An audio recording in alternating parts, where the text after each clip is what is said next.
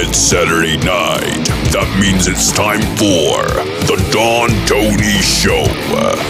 The wait all week long is finally over.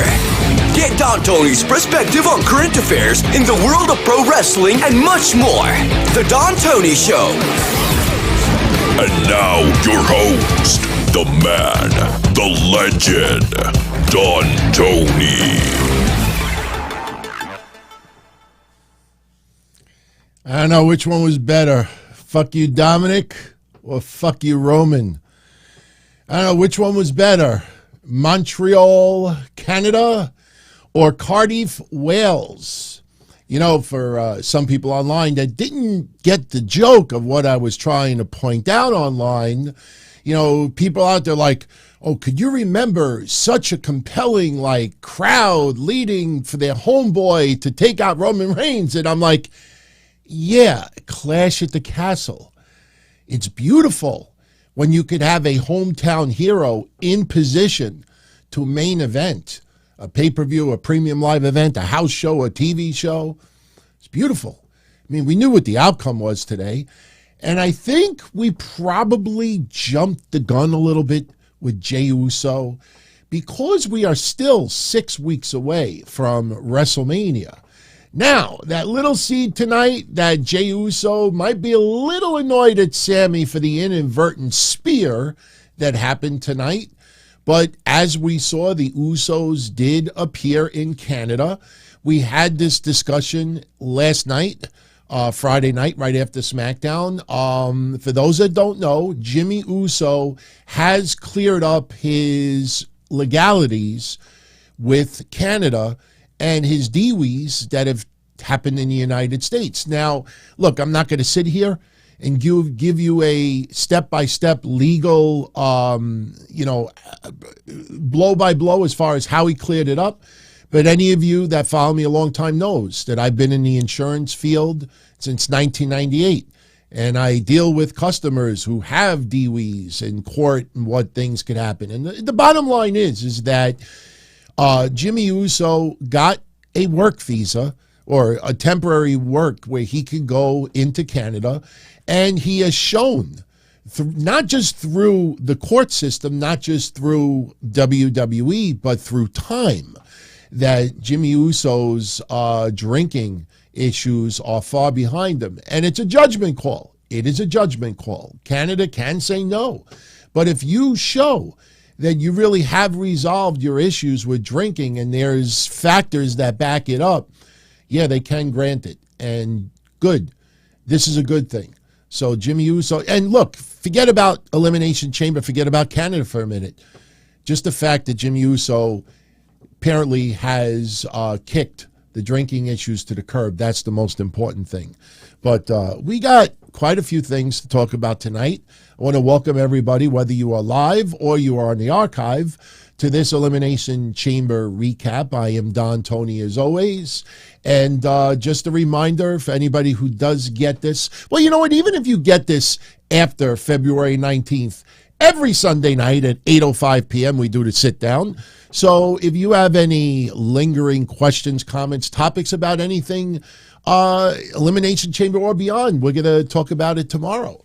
But tonight, we're going to recap the show. Couple of things right off the bat.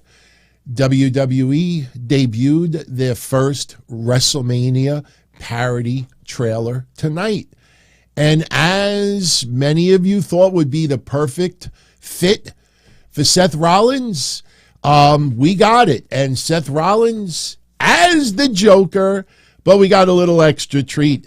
Becky Lynch as Batman.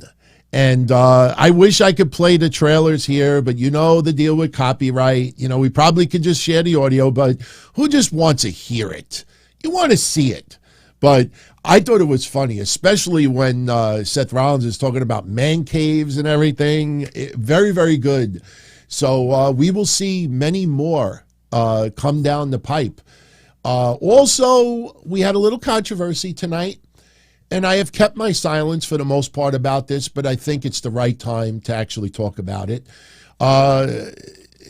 Michael Cole, a little bit of a shot tonight towards Tony Khan. And if you notice my social media, Twitter especially, because Facebook I don't visit anymore for the most part, but Twitter especially, I keep my criticism about Tony Khan off social media. I leave my praise off of social media as well, but I think tonight was probably the right place to do it. Yesterday, when Ariel Helwani was on SmackDown, Tony Khan with a very nasty tweet, and no, it was not a joke, basically, calling Ariel Helwani a traitor or biased, whatever words you want to use. So, Ariel Helwani, I don't think Tony Khan even realized that this guy may have been from Canada. He is a hardcore, lifelong pro wrestling fan.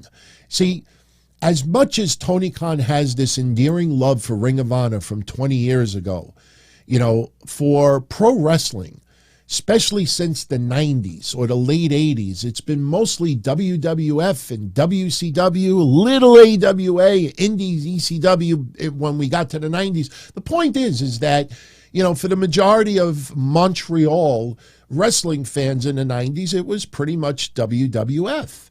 And Ariel Helwani, showing his love for pro wrestling. I love the video montage that they did before the Chamber tonight, talking about Montreal wrestling, from the Vachons to the Rougeaus, Dino Bravo, Rick Martel, and the list goes on. Pat Patterson, how could you leave him out? And, one thing that he pointed out is that, WWE has had a lot of events in Montreal, and many since 1997. The difference is, though, is you don't have many Montreal wrestlers main eventing those events. And tonight was different with Sami Zayn. So, him appearing on SmackDown, getting a little bit of the, snide remarks from Tony Khan. And tonight we had a dig from Michael Cole. And when they showed this graphic of Ariel Helwani and George St. Pierre at ringside, Tony Khan, the message to Tony Khan from Michael Cole was, when they introduced Ariel Helwani live, Michael Cole said, and I quote, "The unbiased, world-renowned combat sports journalist Ariel Helwani, who asks all the hard questions whether you want to answer them or not." Ooh. Touche. And obviously the panty waist online get very, very angry. See, the thing is, and this is what I said on Twitter earlier today, you want respect, you give it. You give it, you get it. You act like a baby, you get treated like a baby. You act immature, you get treated like you're immature.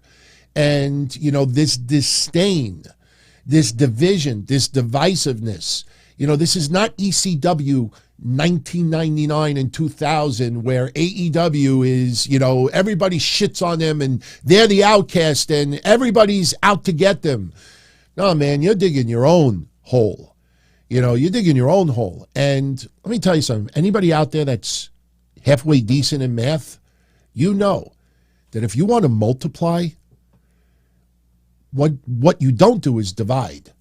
If I have 4 peanuts and I want 8 peanuts, I'm not going to get 8 peanuts if I divide it in half.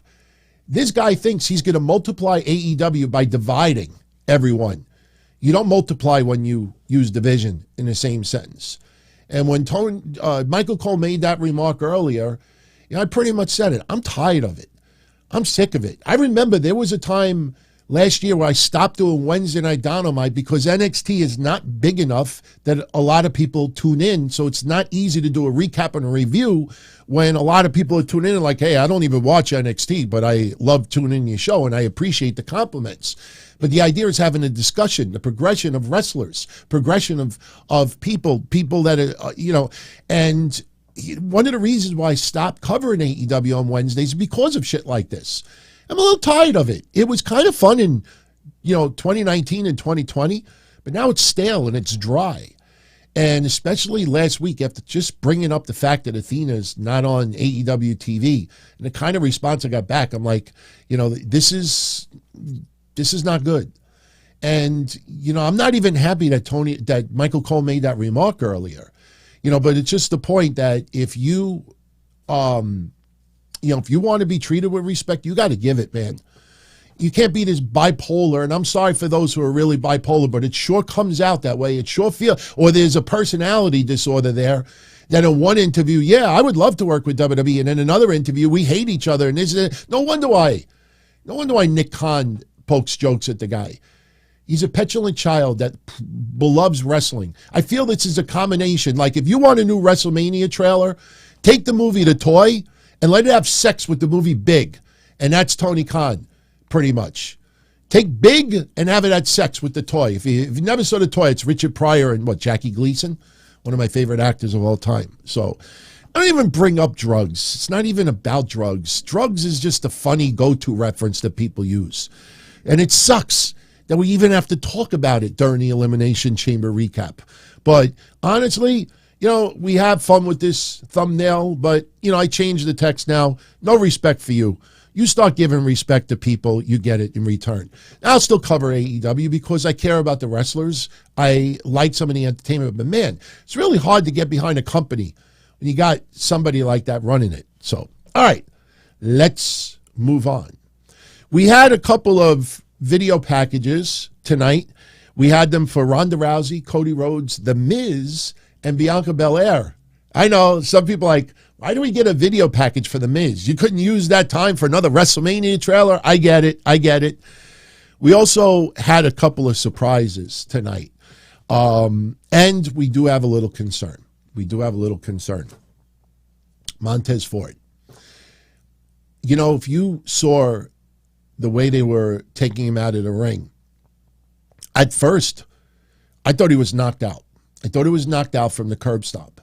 Then when they tried to bring him on his feet, the way his leg was sideways, I thought, man, he must have seriously injured his leg. And then you realize, no, I think he just got knocked out. You got to hope that this is not serious because you think about stingers. I know the first person that comes to mind for a lot of you out there is Adam Cole. Think back to when Adam Cole got injured in that match. When we watched that replay over and over and over again, even I said, wow, I'm like shocked that he got that injured from that. It goes to show you, man, if it was the head with Montez Ford, you got to be careful. And look, accidents happen. I mean, look at how many years Montez Ford has wrestled and something like this never happened. But we definitely have to say a little prayer for Montez Ford tonight because, I have a little clip that I could show you in a few minutes, but I can't go over a certain number of seconds. But, he was just, you could see that the lights were on, but nobody was home. It was really, really scary. But, and Logan Paul made his appearance. Hey, he said to Seth Rollins, keep talking shit. That's what you get. That's what you deserve. I think people were probably more upset tonight that Logan Paul used the buckshot lariat. You got to stop that, everyone. And it's not about an AEW thing. You got Britt Baker doing curb stomps. You have the other people doing finishers for others. And remember, Hangman Page did not innovate the buckshot lariat. Some people think it's Chris Kanyon. Some people think it was other people. But he looked good doing it. Knocked out Seth Rollins. Did a curb stomp as well. And that WrestleMania match is obviously sealed. Another WrestleMania match that's obviously sealed is Asuka. She will be facing Bianca Belair at WrestleMania. This card was very predictable. Almost down to the Bobby Lashley Brock Lesnar match. And I know we're just summarizing right now, but if you heard my predictions yesterday, we nailed everything with the exception of the Brock-Bobby Lashley match. I said that it was going to end in a disqualification, but I honestly thought both guys were going to get disqualified. Now, what I found a little interesting tonight, and yes, obviously because of all of the extended gaga in the main event, and I'm not complaining about that, we did not have Bray Wyatt show up and confront the winner of the Brock Lesnar-Bobby Lashley match. Did you see social media blow up tonight saying, hey, what do you think about Uncle Howdy and Bray Wyatt versus Brock Lesnar and Bobby Lashley? Did you see how many people wrote that tonight after what went down in Elimination Chamber? No, they did not read it for me. But we talked about that last night, that could possibly be where this goes. One thing that we agreed on yesterday was that Bobby Lashley versus Brock Lesnar was not going to be settled tonight. Yes, the finish was kind of lame, but the post-match beatdown, the referee taking two F5s, one on top of a table, Chad Patton, is that his name? Hey, tough son of a bitch, man. Look, we even got the Walrus. We even got Paul Heyman eat a stunner tonight. You almost felt like Paul Heyman, after Vince taking the stunner that he took from Steve Austin at the beginning of WrestleMania last year, you almost feel like Paul's like, you know what? I got to get into that history books of the worst stunner of all time. Paul Heyman, it goes to show you, is Paul Heyman just too heavy, or is he very, very, maybe he's just not flexible? Because you would have thought that the guy's like 90 years old. Paul Heyman's not that far off as far as my age goes. But he took the stunner tonight, and, it was Vince McMahon territory. It was what it was. We got a little clip of it. Oh, fuck it, let's just show it now. There you go. There you go. There you go. That's like me when my hip gets numb. I'm like, that's like me walking on ice. Those shoes that he wears don't help either, because he slides with those. But he took the stunner tonight. The punches were pretty lame. Oh my God. See, you can't say it in 2023, but I'll say it in anyway. Paul Heyman, he punches like a girl. Yeah, you can't say that anymore, but he's like, Remember the chicken from Family Guy and the mother? What was it, Meg? No, Meg is the daughter. But what was the wife's name? Not Peggy. Remember when they fought? That's what Paul Heyman looks like. Those are funny. What was his name? Somebody. Who was the mother? Lois. It was Lois. You're close. Lois. All right. Let's start summarizing a little bit. By the way,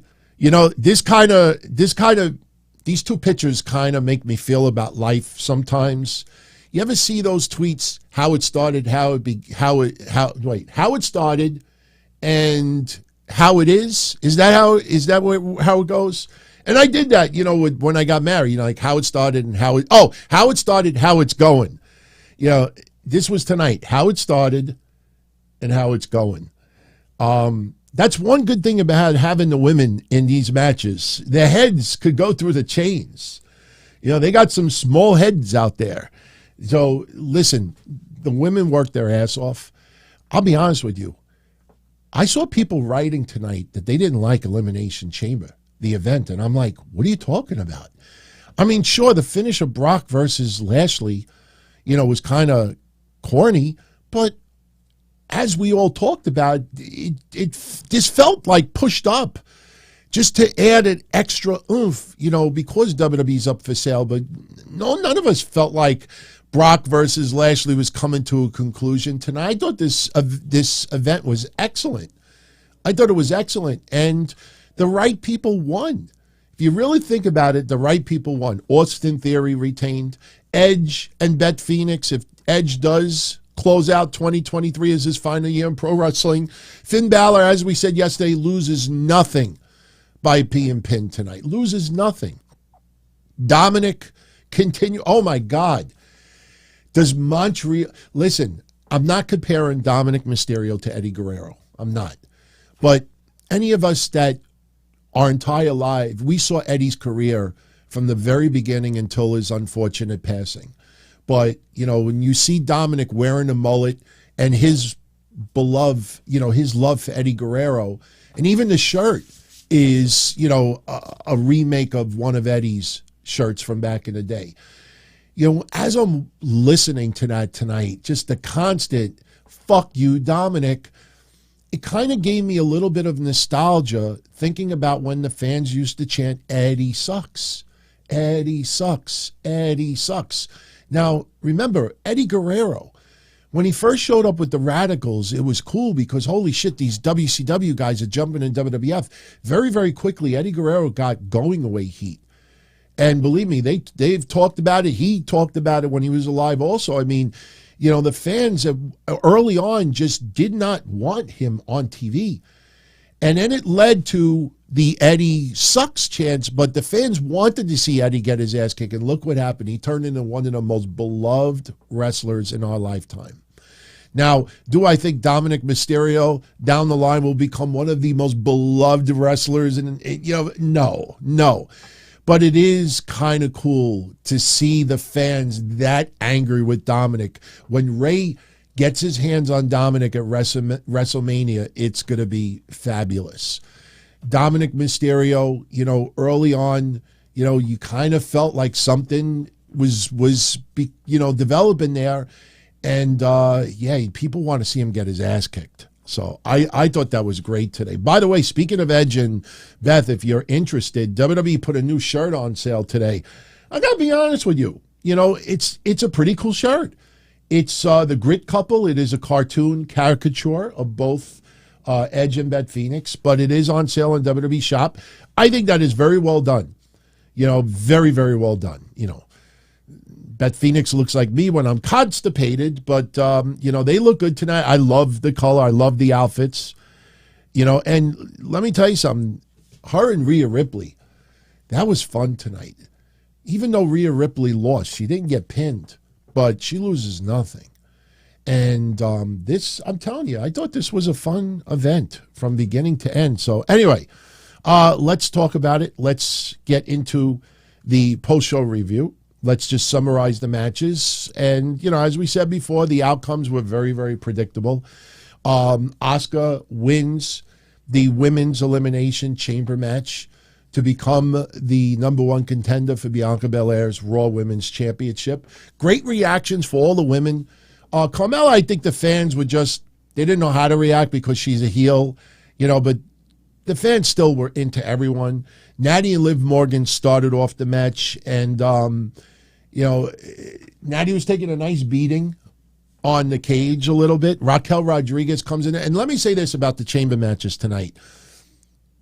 One thing that came out from both, we talked about this yesterday, and WWE's goal for the two chamber matches tonight, there was multiple goals, but one of the goals involved was to showcase Raquel Rodriguez's strength and Bronson Reed's strength. Bronson Reed, we have had conversations about him. This is not throwing shade on Bronson Reed, but he has not clicked with the fans yet. I mean, it's dead silence when he comes out on Raw for his matches. When he came out tonight, there was a lot of silence for him as well. And he quickly shut them up by showcasing his power.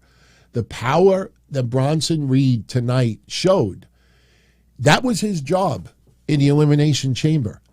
There was a couple of stragglers online saying Bronson should win it, which, I respect their opinion, but it makes no sense.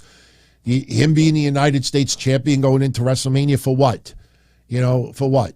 So, but his role tonight was to showcase his power.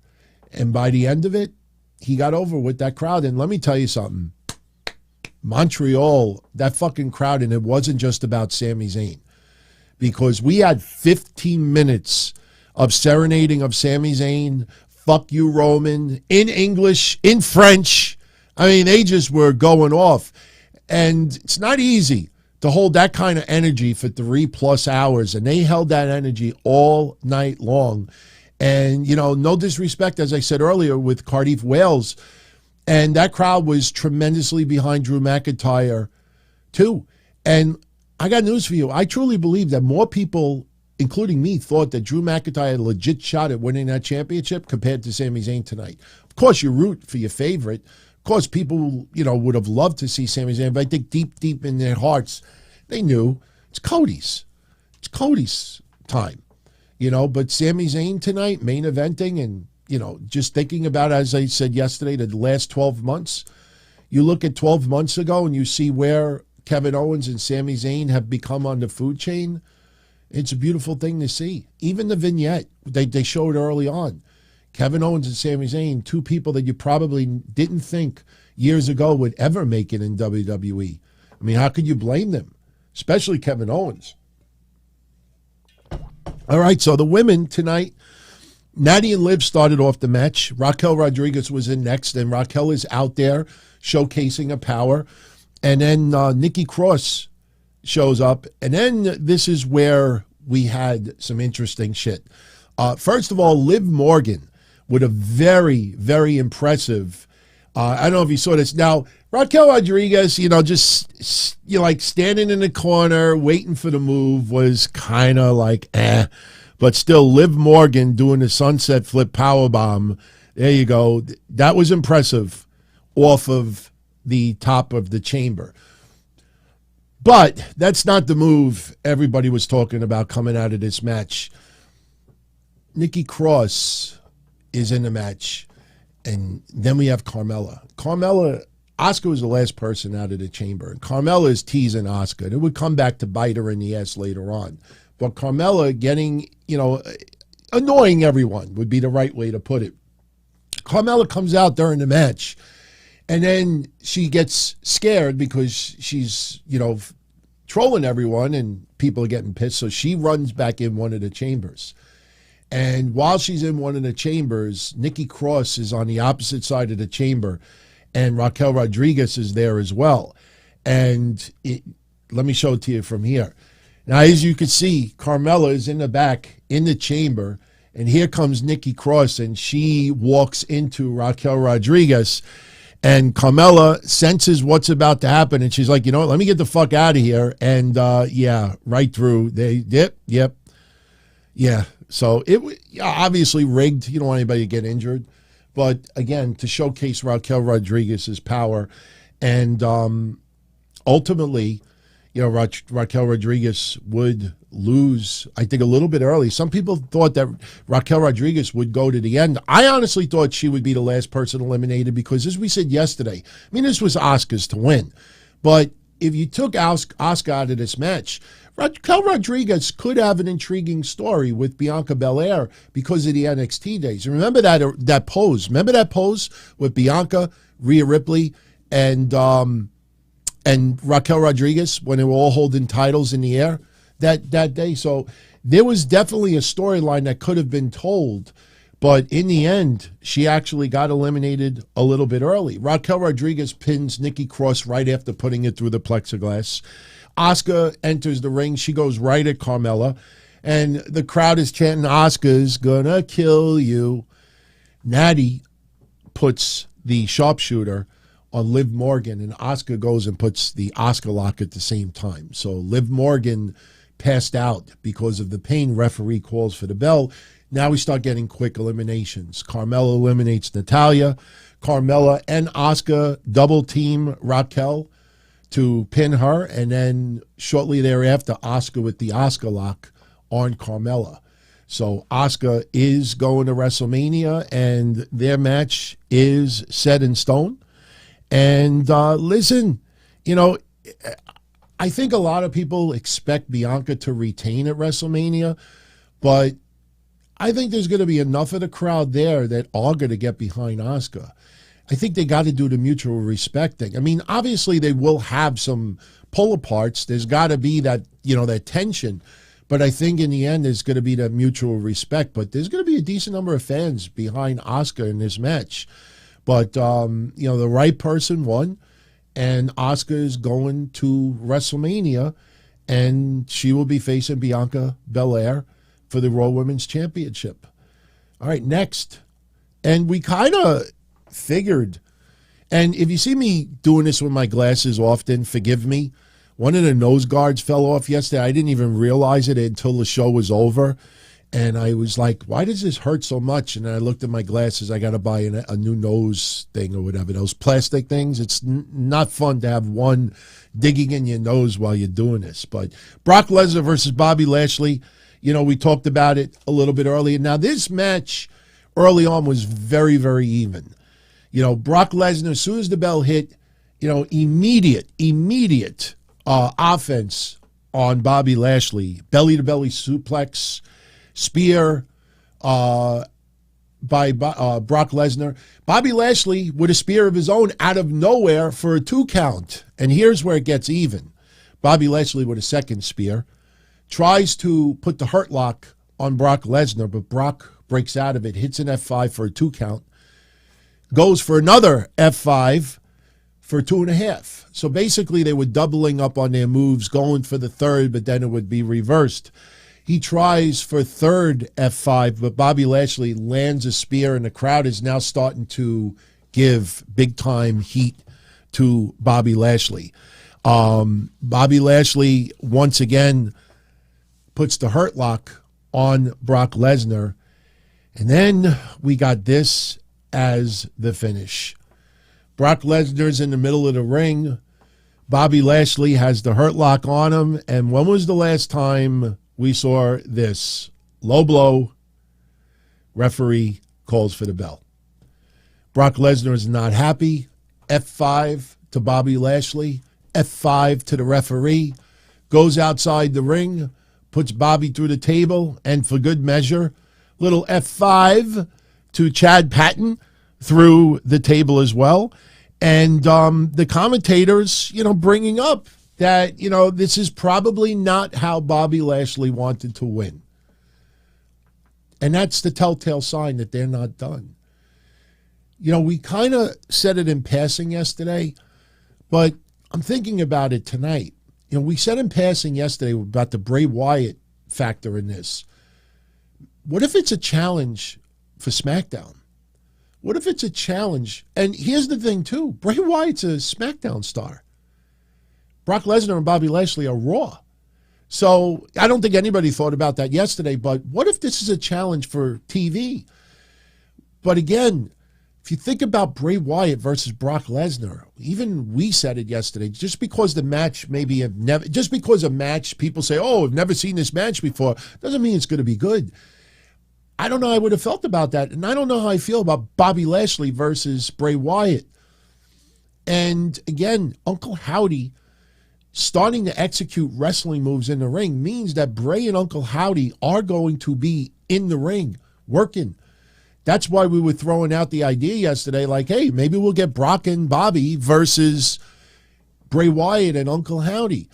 Because in the end, we might end up seeing some mutual respect for Bobby Lashley and Brock Lesnar toward each other, because right now they hate each other.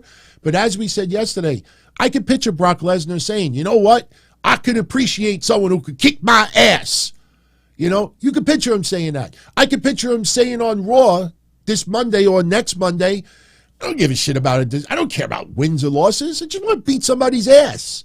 So when you think about it like that, oh, what a cheap way to win, low blow, disqualification. You think Brock cares, even in storylines? You give a shit about that? No. So it makes you wonder where this goes with Bray Wyatt. Could it lead to a TV match, or could it lead to a possible tag team match? Could Brock and Bobby Lashley, and listen, a lot of people pointed this out the last 24 hours. Brock Lesnar doesn't wrestle tag team, which makes it even more interesting. I wouldn't mind seeing Brock Lesnar and Bobby Lashley team up for one night only. Why not? It's very random. We have to admit it is very, very random. But I don't know. Right now, like when I envision Bray Wyatt doing his thing against Bobby Lashley or Brock Lesnar, I'm not so sure about that. E-Dub, happy 2-month anniversary being a channel member. Thank you very much, my friend. Do I see Bianca going heel coming out of Mania? No. Bianca Belair is one of the most celebrated role models that WWE has. There are plenty of women who fit that role that could be a heel. And yes, you could be a heel and also be a role model. But Bianca Belair, you do not kink with that at all. She is just, she's got her groove. And I love it. I love it when they showed the video package, and even Bianca doing an interview this weekend saying that her loss against Becky Lynch in that short of time at SummerSlam the year before was the best thing that ever happened to her. I'm not saying we told you so, but a lot of you out there said it that night as well. That night, a lot of us said, you go into WrestleMania next year, that could be the best thing that could have ever happened to her. And right away, people look at the short-term effect of it. Oh, being buried, disrespect, blah, blah, blah, blah, this, that. You do not mess with Bianca Belair. She is perfect right now, and I say no, definitely do not turn her heel. No. You could tease the dissension with Asuka or with anybody else, but no, you don't turn her heel. Kevon Lewis, thank you for the 5 spot. Did I hear Mike Tyson would rather go back to WWE than AEW? Don't blame him. Too much coke being stored by Tony Khan. Well, I don't know about the Tony Khan cocaine stuff. There's no proof that he does it, but I understand that kind of energy. It's either that or he's got Red Bull in it instead of blood for his veins. Look, give Tony Khan credit. The guy works his freaking ass off. I mean, that energy is insane. But the drug. As far as Mike Tyson, yeah, he was interviewing with Undertaker. And Mike Tyson said, I'd rather go to WWE than take extra money and go for AEW. It happens in all the sports. Sometimes a player will sign with a different team for less money because they want to play for that team.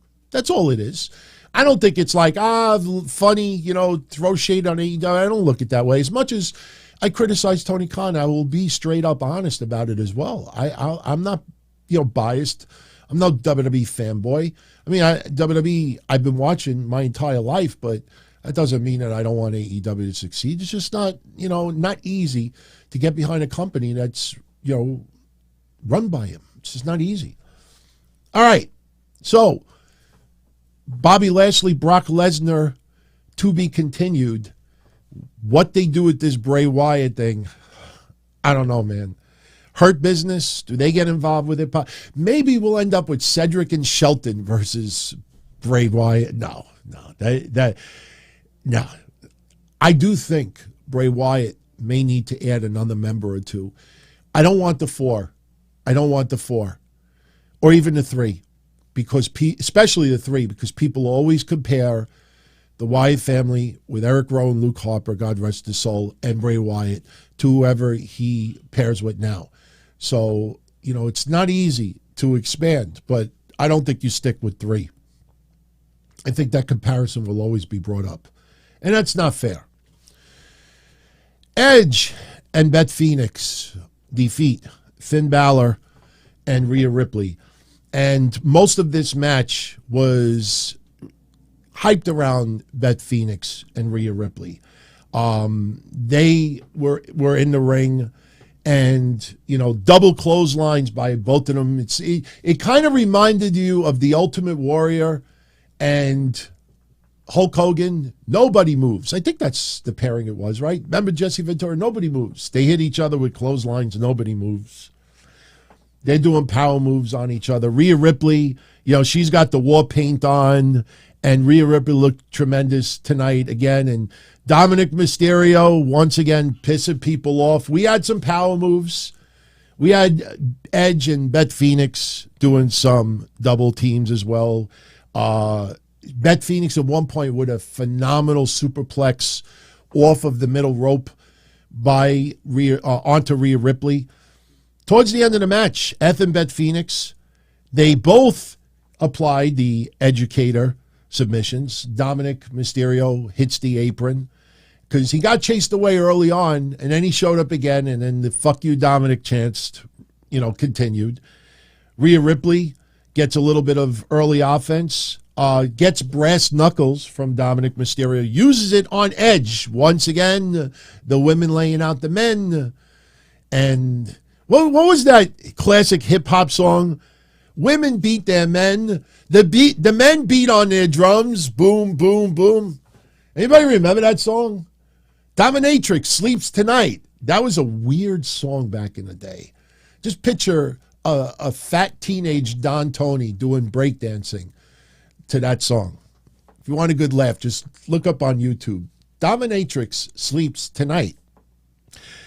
Never thought I would ever think about that song while doing this wrestling stuff. But anyway, ultimately, Edge gets the upper hand, spears Finn Balor.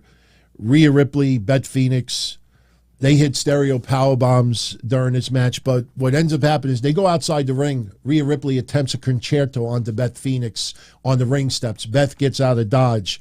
Beth hits a glam slam on Rhea Ripley outside the ring. So Rhea's out. Rhea's out for the rest of the match. Finn Balor eats a spear by Edge inside the ring. And then we get the Shattered Machine Something that we don't see very often. We get the Shattered Machine by Edge and Beth onto Finn Balor, and Finn Balor is pinned. The right people won, and again, as we said yesterday, Judgment Day has done so well over the last 12 months. Damian Priest loses nothing by not winning tonight, and Finn Balor certainly didn't lose nothing tonight, even though he got pinned. And Rhea Ripley, obviously, has been on a roll. So this was the right way to go, especially in Montreal, especially in Canada. This was a fun match, and it was a lot better than I think people expected. This was a lot of fun. So now we go to the men's Elimination Chamber match. And honestly, I think for a lot of people out there, it came down to two people winning this. Austin Theory or Montez Ford. I think it really just came down to those two. We figured Austin Theory would retain because you want that momentum going into WrestleMania. It's going to be interesting because do I want to see John Cena fighting for the United States Championship? You know what I mean? Like, John Cena's not going to be back for any extended period of time. And yes, we had John Cena versus Roman Reigns not too long ago, but maybe if there's no title on the line, I think no title on the line would be a lot better, because no one out there, I think, truly believes that John Cena is going to become United States champion again. I think it would be a little too predictable, the outcome. But if there's no title on the line, that's why I honestly did not want to see the titles on the line with Sami Zayn, because, it could have ended a little bit differently. But as we said yesterday, if Sami Zayn would have won by DQ, or if he would have pinned Roman Reigns, people would have been like, oh, there was non-title. Now the title should be on the line. He earned the title shot. He's got to be in the WrestleMania main event. So, the suspension of disbelief with Sami Zayn, you could probably go a little bit further if titles were not on the line. The problem is, what if the outcome would have been different? Roman still would have been champion, but then you would have had to have inserted Sami Zayn. And listen, Sami Zayn versus Cody Rhodes versus Roman Reigns at WrestleMania, yeah, I think we would all buy into it. But you got to remember about Kevin Owens. That's the thing. That is the ace in the hole. That is the X factor here. This is not just a story about Sami Zayn. This is a story about Sami Zayn and Kevin Owens. They're going to induct each other in the Pro Wrestling Hall of Fame 15 years from now, because I hope that they stay around wrestling for another 10 years in the ring at least. This is a story of lifelong friends, and that blood is thicker than water. But Kevin Owens and Sami Zayn are even thicker than blood, because the bloodline is blood. That's real family. And in the end, Kevin Owens and Sami Zayn are thicker than even blood themselves, blood relatives. So every time someone out there inserts Sami Zayn in that match with Roman Reigns and Cody at WrestleMania, what do you do with Kevin Owens? That sets Kevin Owens back. It basically just makes him look like a goof. This story needs to be finished with Kevin Owens and Sami Zayn with the gold in the air. You will have grown adults crying in the audience, and it's not even going to be in Montreal. And yes, Kevin Owens' new shirt is excellent. I think I'm going to pick one up, and I might pick up the Edge and Beth Phoenix one. I like it. I would wear it like here, and I'm wearing the NWO shirt because tomorrow they're doing an NWO thing with Peacock. I sound like Bret Hart with the Peacock. So anyway, men's Elimination Chamber match. Johnny Gargano and Seth Rollins start off. I didn't know that they never faced off, which was a lot of fun. And, they were wrestling early on and crowd was loving it. I'm very happy that Johnny Gargano got as much love as he got tonight. There were people legitimately a little let down that he got pinned early on, but it was never going to be about Johnny Gargano. Listen, I still think Johnny Gargano might be the person to take on Grayson Waller at Stand and Deliver. All this idea that, Grayson Waller should fight Shawn Michaels, I think that's ridiculous. And I think a majority of the people saying that don't even watch NXT on a regular basis. I think if somebody from the main roster is going to come to the aid of Shawn Michaels, standing up for Shawn Michaels, I think Johnny Gargano's, and remember, there's unfinished business between Johnny Gargano and Grayson Waller. I think Johnny Gargano could end up doing stand and deliver that weekend for WrestleMania. But early on, Rollins and Gargano are in the ring going at it. Austin Theory is in next, which I think surprised a lot of us. You almost feel, I'm not saying that this should be a requirement, but if you're defending your championship at Elimination Chamber, it should be by default that because you're the champion, you get to come out last. Out of the chamber last. You've earned that. You're the champion. You should have an advantage, right? But Austin Theory came out first out of the chamber. Then Damian Priest came in. Then Bronson Reed comes in. And Bronson Reed doing what he was supposed to do, as we said earlier. Bronson Reed showing his power. There you go. He's got Seth Rollins and Johnny Gargano on his shoulders. Bronson Reed, they might have made one little faux pas with Bronson Reed tonight. Beautiful fall-away slam to Gargano and Rollins.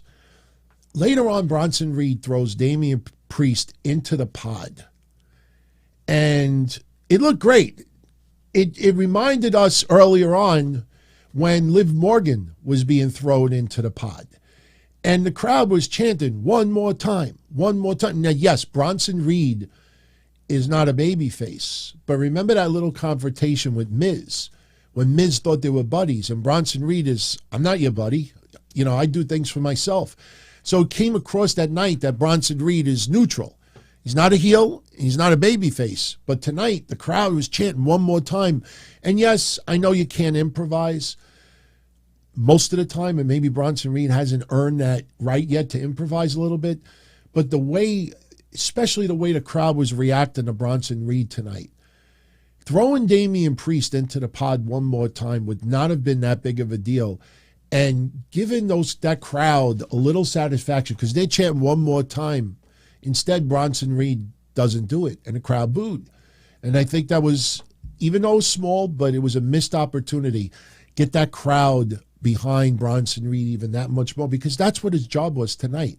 Showcase his power and get the fans a little bit behind Bronson Reed. Listen, it's not about cheering him or jeering him. It's about having a reaction. Just being quiet and just looking like, that doesn't help him. So just have a reaction. Whether it's good, have some reaction. So Bronson Reed, I got news for you.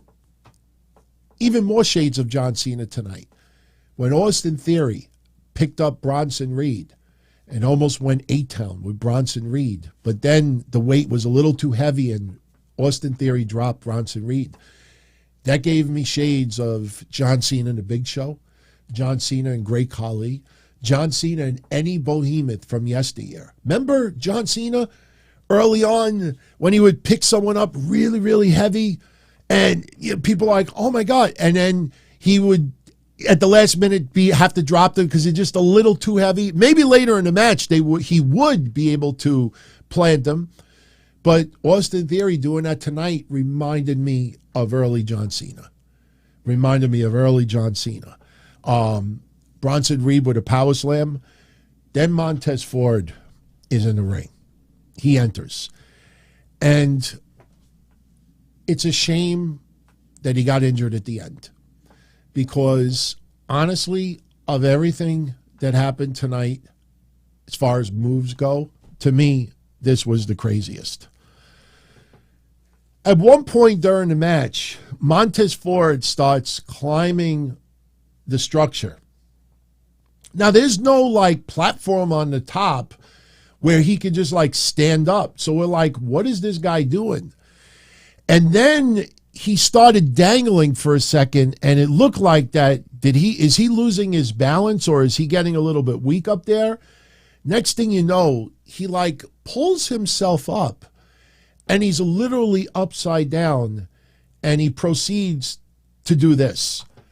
He literally straightens himself out and does a splash from the top, and it was insane. I mean, we've had some holy shit chants tonight. That move blew me away more than anything. It was crazy.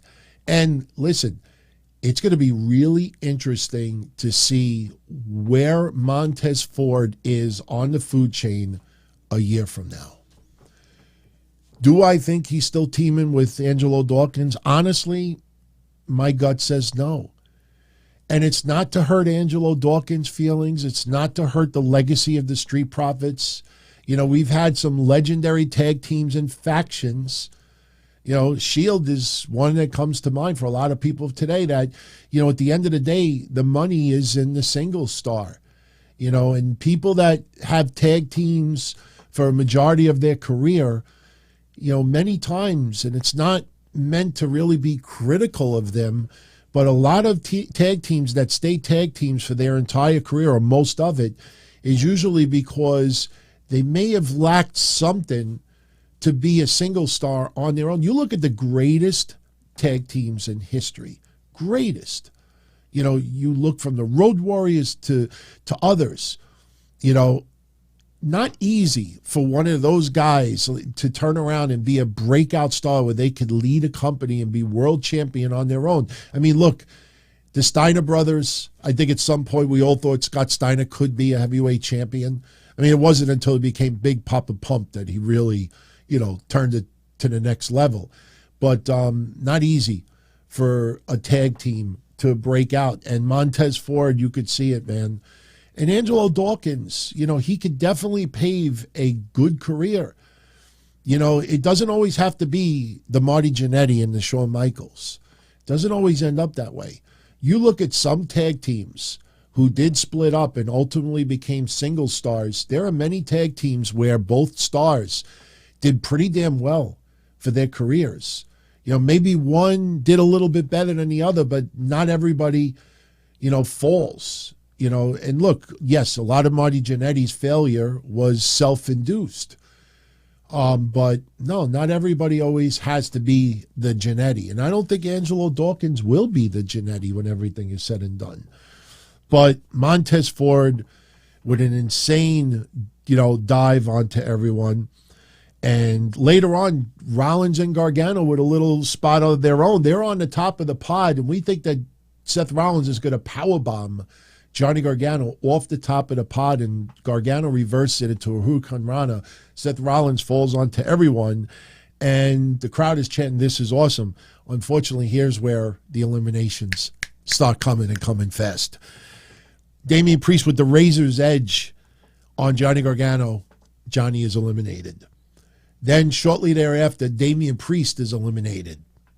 Austin Theory, Montez Ford climbs the turnbuckle and goes for the frog splash. Austin Theory brings the knees up, so Montez Ford is kneed in the midsection. Seth Rollins with the curb stomp, and Montez Ford is pinned by Austin Theory. And then this is where the scary moment goes.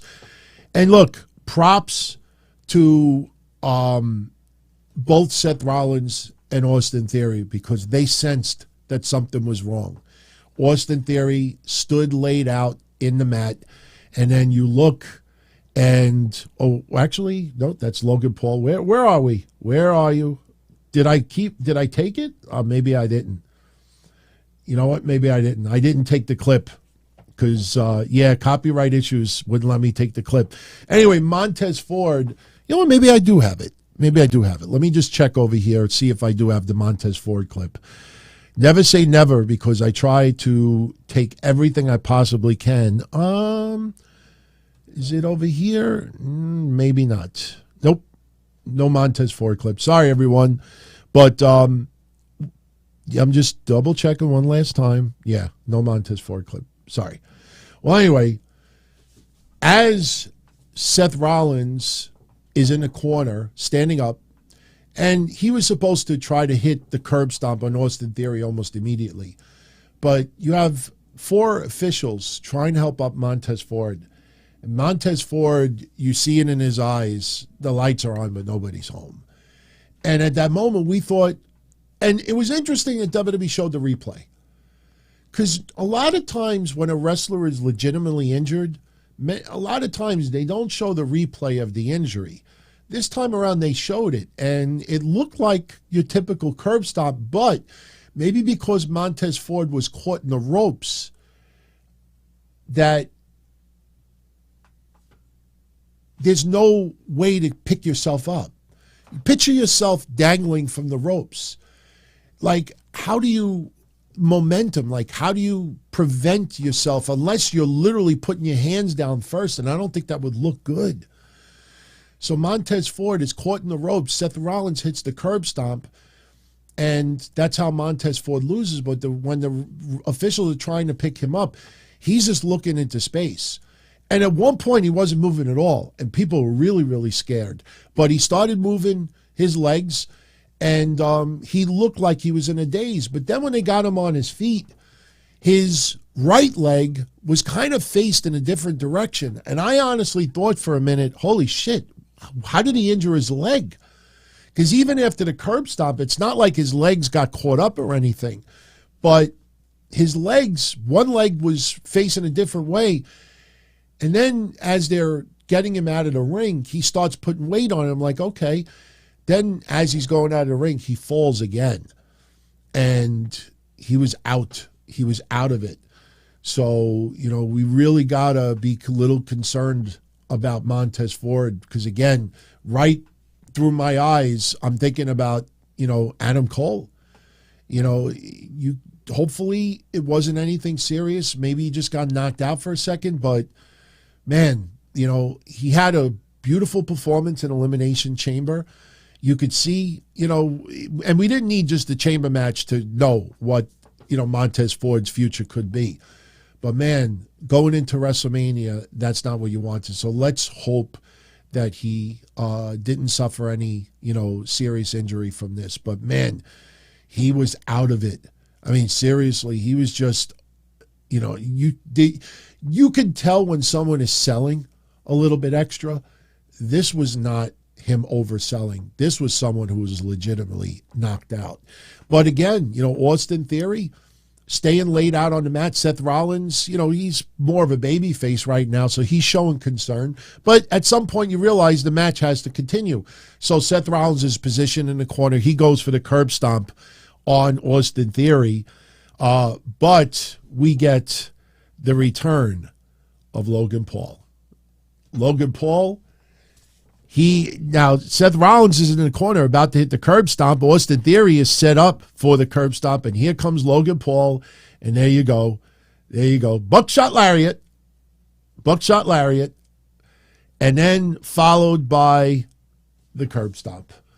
Logan Paul went on Twitter and said that was his first ever curb stomp. I'm sure he means on camera. I'm sure they practiced that a few times.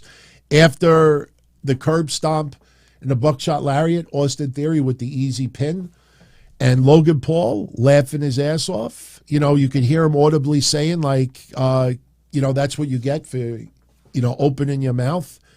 And Austin Theory is still your United States champion. I'm telling you, man, Logan Paul versus Seth Rollins is going to be a really good match at Mania.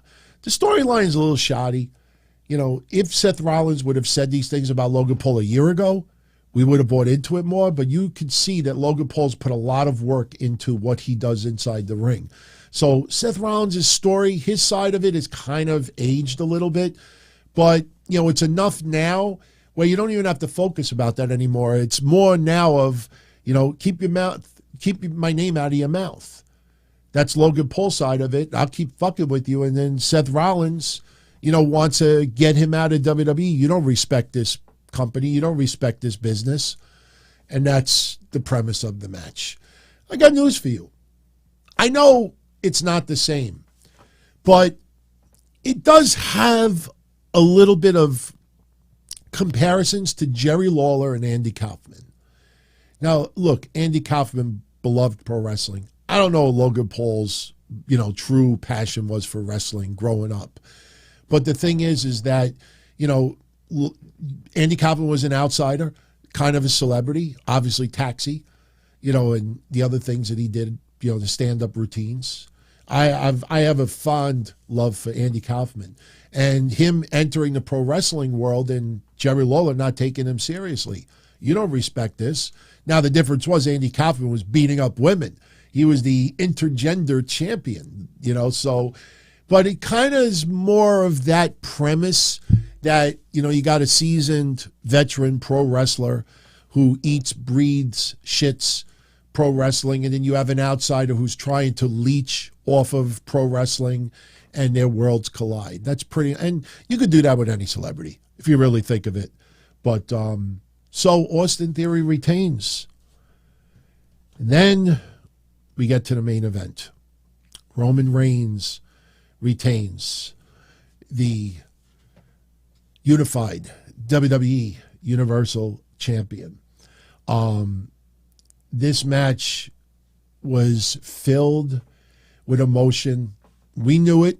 We got that vibe way before. Listen, it could have happened in Texas, could happen in Arizona, it could happen anywhere. That crowd was going to be 1,000% behind Sami Zayn. But this felt different. Again, I think back at Clash at the Castle and Drew McIntyre taking on Roman Reigns, and that he had an entire country on his back.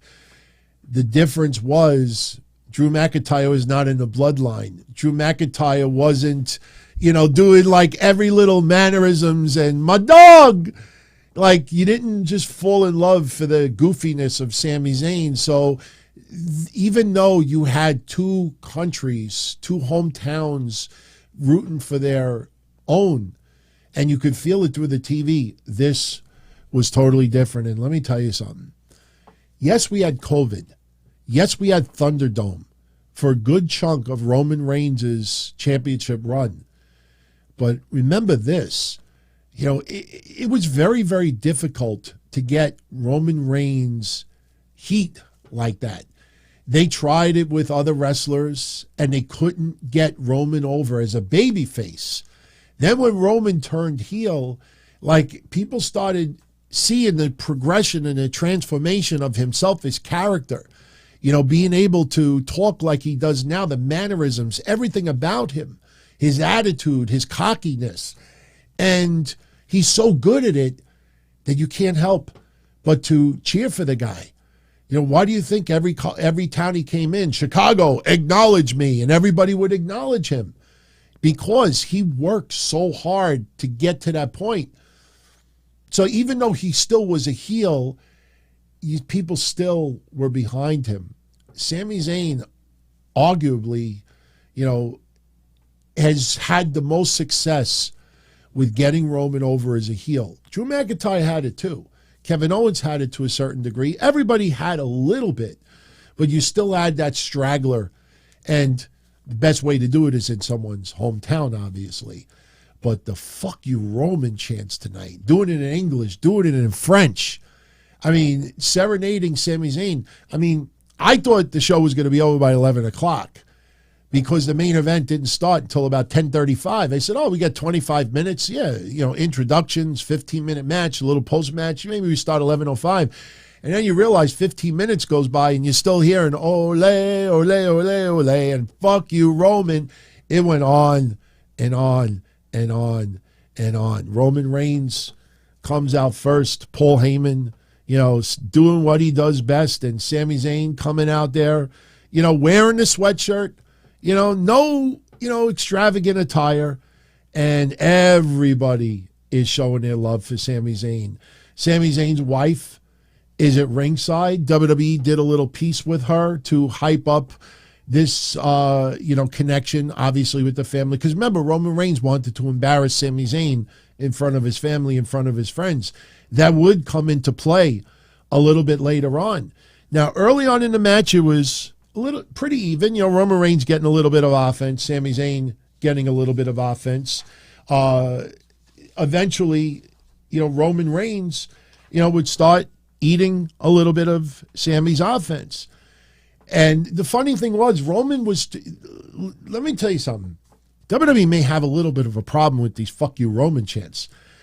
Now, would they be as hardcore with Cody Rhodes taking on Roman? May not be as hardcore, but let me tell you, when you get to the USA Network, you get to Fox 5, well, here it's Channel 5 here in New York, but regular Fox syndicated television, every time Roman Reigns comes out, if that crowd starts chanting, fuck you, Roman, our audio is going to be shitty because they're going to start bleeping it out, censoring it out. You go to WrestleMania, all right, it's a little bit different. It's Peacock, but, you know, WWE is TV PG. Now, you're not going to go TV 14 because of some fuck you Roman chants, but if it goes that long, they may have to change it to a TV 14 rating. I know that sounds ridiculous, but believe me when I tell you, you're going to see as a lot of these chants censored out. You know, you're going to see a lot of dubbing over, and it's not going to please a lot of people out there. But, you know, when you have TV PG, just because the crowd wants to chant fuck you Roman and do it for 10 minutes doesn't mean you like, hey, well, it's not our fault. The crowd is doing it. And let me tell you something. I give WWE props tonight. You know why? The beginning of this show, you heard my little audio splicing of the fuck you Dom chants and the fuck you Roman chants. At one point, WWE commentators, Michael Cole especially, went silent. And all they did was pan the crowd, and they had it loud, fuck you, Roman. And it went on for like 15 seconds. And honestly, I'm watching this, and I'm like, all right, the last time I honestly like felt that WWE was embracing the chants like that was when Cena was at ECW One Night Stand. When Cena was at ECW One Night Stand, like that atmosphere was so toxic, like so, I shouldn't even call it toxic because it was beautiful atmosphere, but it was so uneasy towards a wrestler. That's the vibe I got tonight, that it was tremendous. And to see the commentators go silent and just let it blast through your speakers, I was like, wow. You know, WWE is embracing how hardcore the heel heat is for Roman Reigns, and it came across through the TV. And it was funny because when Roman got the upper hand with Sami early on, he's looking at the crowd and he's taunting the crowd, and he's like, that's all you got? A couple of Sami chants? No, they were chanting fuck you Roman for about 15, 20 minutes, and they kept going back to it. I mean, it happened like 5-6 times during the match. And when I showed you this picture early on, that's Roman actually acknowledging the crowd. And they're just eating this shit up. I mean, they're just, Roman inside, he's like, holy shit, this is fucking great. Because you want Roman Reigns to be as much of a heel as possible. Let me tell you something.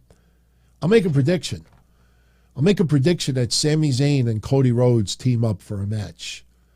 You have to use Sami Zayn to continue rubbing off on Cody a little bit. You're going to see Cody give some words of encouragement to Sami Zayn. Look, it didn't turn out the way you planned. It would have been an honor to face you at WrestleMania for the unified WWE Universal Championship. And then you'll probably have some tag team, maybe Alpha Academy or somebody be an asshole. Oh, shoosh. And then we will see Cody Rhodes and Sami. I think Cody and Sami Zayn have to team up on television at least once. At least once. Especially since they didn't pull the plug on the friendship between Jay and Sami just yet. Give that another 2-3 weeks. Give that another 2 or 3 weeks tops. And that Sami Zayn, his heart will be broken by Jey Uso. But, Roman, and it was funny, too, because at one point, Sami Zayn was smiling, acknowledging the crowd with the fuck you chants, and Roman is stoic. He's just standing there stoic as can be. So now Roman Reigns getting the upper hand a little bit, and he starts taunting Sami Zayn's family.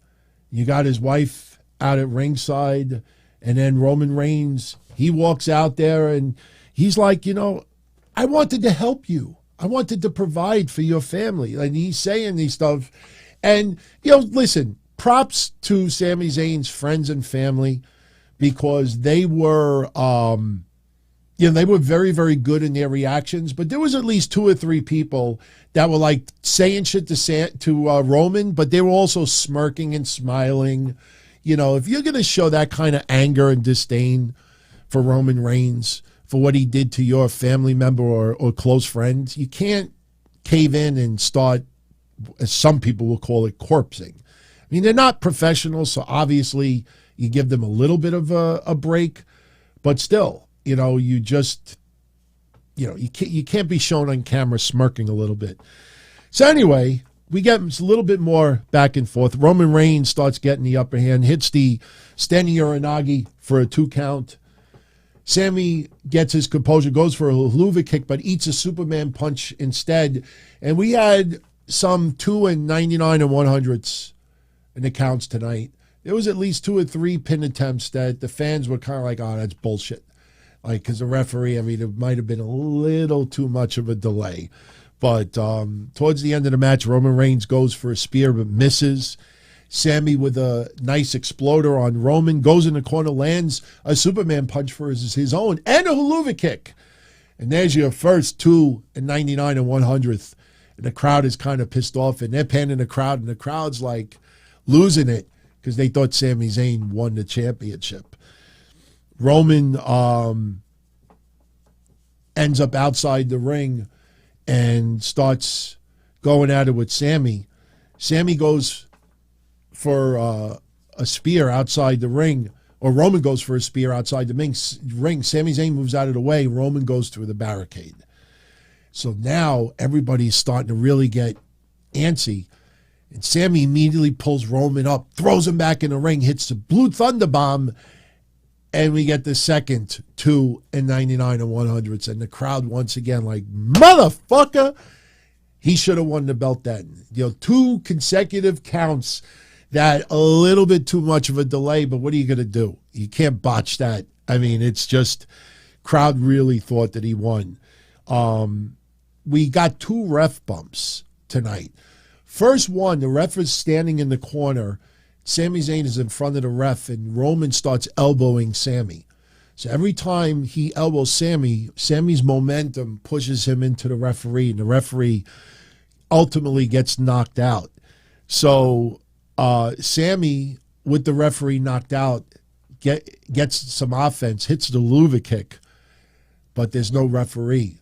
So the crowd is going 1, 2, 3, 4, 7, 8, and there's no 3 count. And then out of nowhere, we get the return of Jimmy Uso. And yes, Jimmy Uso cleared up his legal issues. Jimmy Uso's in the ring. Sami doesn't see him. Sami turns around, eats a couple of super kicks. Jimmy climbs the top rope, hits the splash. Now we get a new referee in the match, and only a 2 count on Sami Zayn. So now Roman is in the ring with Sami, and he is trash talking, and we hear it all on the camera, on TV. I tried to help you. You're nothing without me. Then he looks at the crowd and he says, all of you support this guy? And he starts slapping Sami Zayn in the middle of the ring, pie-facing him, slapping him, and Sami is getting fed up with it. Sami starts fighting back. And then this referee gets bumped.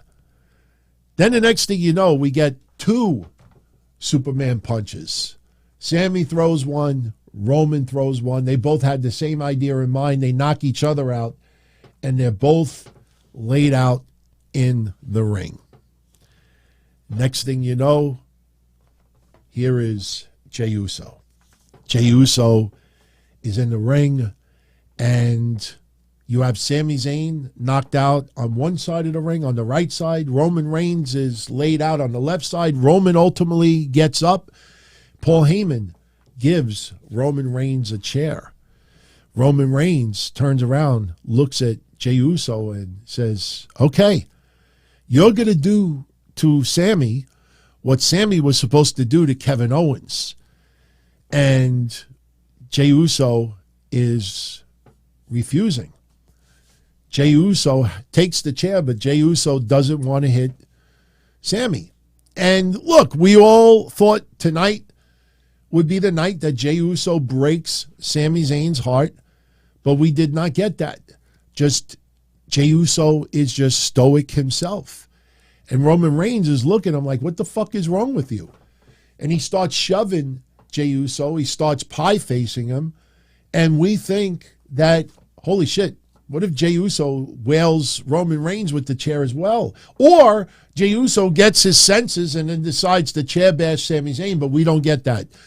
Sami Zayn goes to spear Roman Reigns. Roman Reigns moves out of dodge.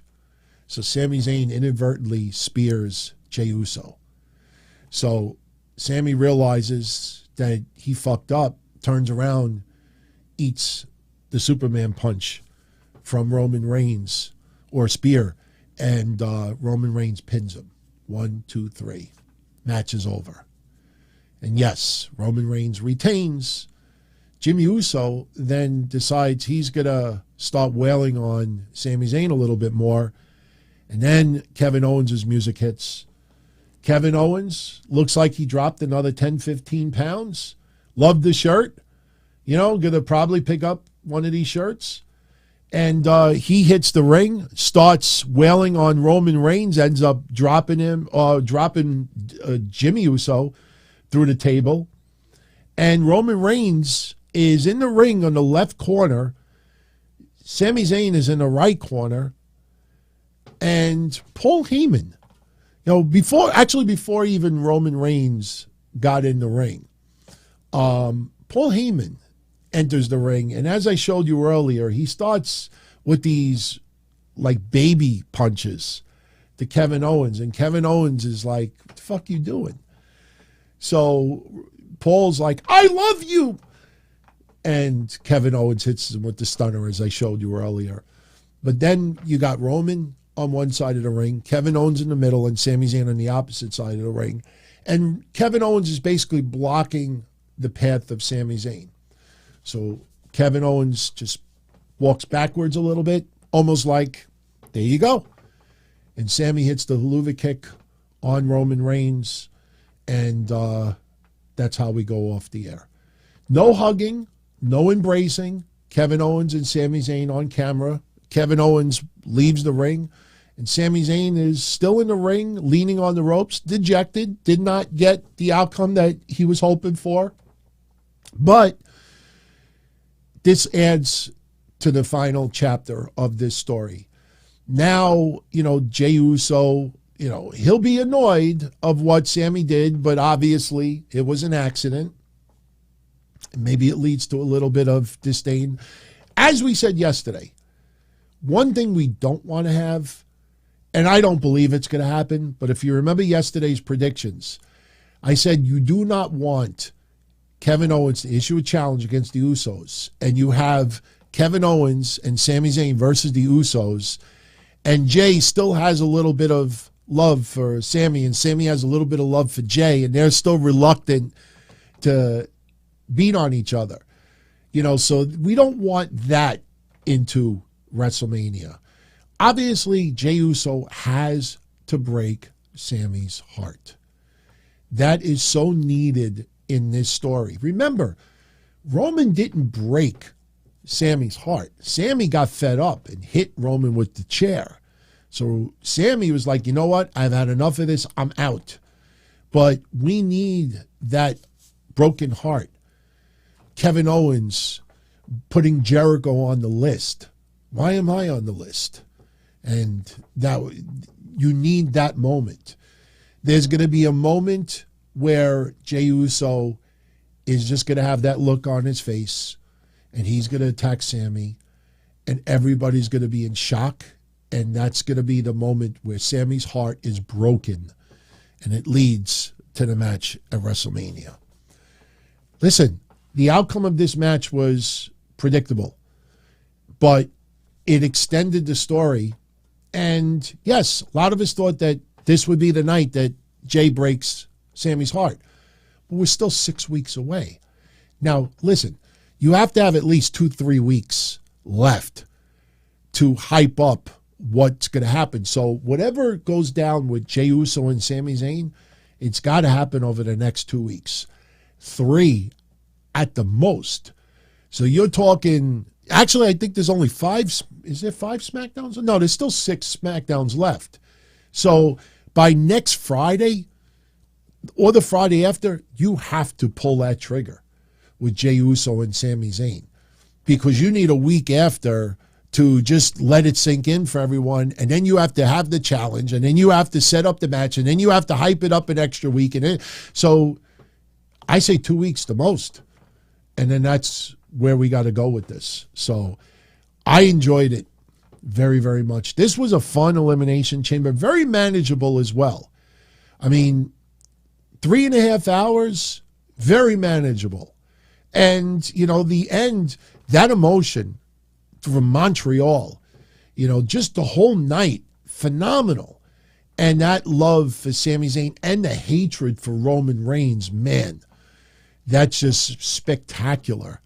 You don't get moments like that very often. It's not too many. And the fact that I have to flash back to John Cena, middle 2000s, with One Night Stand, shows you like how much that has been missing. Now, yes, hometown hero, the stars don't align that often in that way. So this is a rarity. So, we got exactly what we needed to get tonight, and it was a lot of fun. So I enjoyed it very, very much. And 2006, not 2005. Thank you. But so on a scale of 1 to 10, I give Elimination Chamber a solid 8.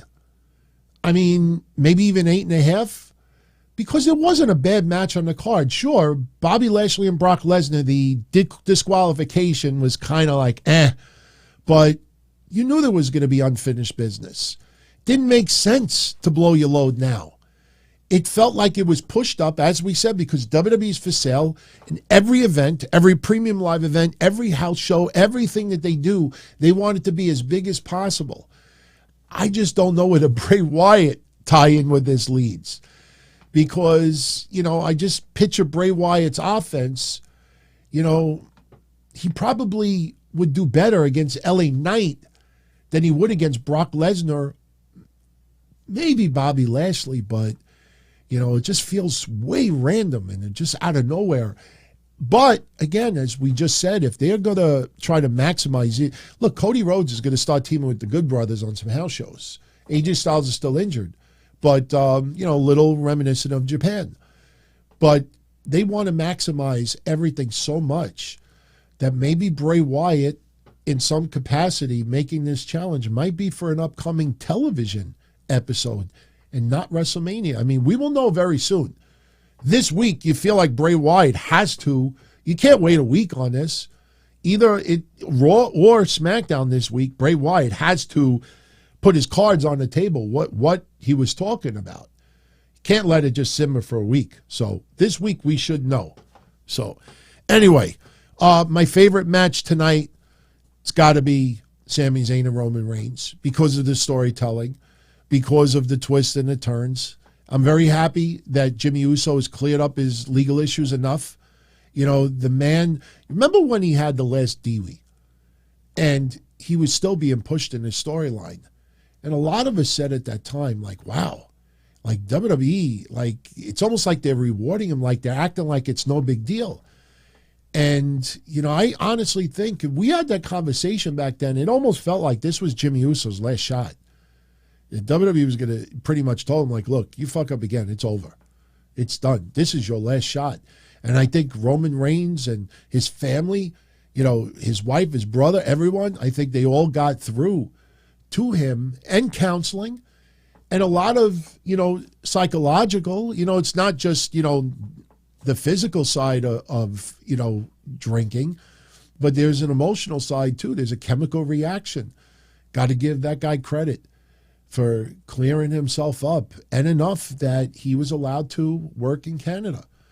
So this was a great show. So my favorite match was Roman versus Sami. You know, if I have to choose a least favorite match, I have to go with Brock versus Bobby. You know, and honestly, I wasn't disappointed in that match because I felt that, as we said yesterday, I thought there was going to be a disqualification, but I thought both were going to be disqualified. But, you know, and even that kind of progressed the story. So, all right, everyone, I'm going to jet out of here. So you're welcome to post your comments in the comment section, what you thought of tonight's Elimination Chamber. What was your favorite or least favorite match? If you have any questions coming out of tonight, you're more than welcome to post them as well.